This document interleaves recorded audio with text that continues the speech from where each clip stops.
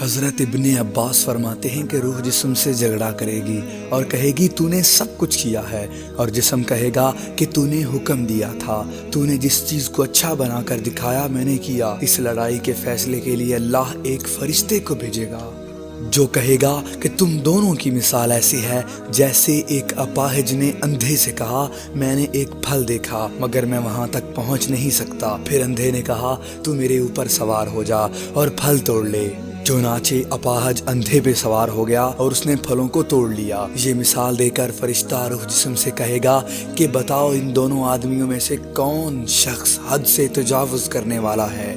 روح اور جسم کہیں گے کہ دونوں ہی برابر ہیں۔ اس پہ فرشتہ کہے گا کہ تم دونوں نے اپنی جانوں کو حکم دیا اور جسم روح کے لیے مثل سواری کی ہے اور روح اس پہ سوار ہے۔ حضرت انس رضی اللہ نے مرفوع روایت بیان کی کہ ایک روح جسم قیامت کے دن جھگڑا کریں گے۔ جسم کہے گا میں تو کھجور کے تنے کی طرح پڑا ہوا تھا، اگر روح نہ ہوتی تو میں نہ ہاتھ ہلا سکتا تھا نہ پاؤں، اور روح کہے گی میں تو ایک ہوا تھی، اگر جسم نہ ہوتا تو میں کچھ کرنے کی طاقت نہ رکھتی۔ اس کے بعد مذکورہ بالا روح جس کی مثال اپاہج اور اندھے کی بیان فرما کر روح و جسم دونوں کو شریک کار کر لیا جائے گا۔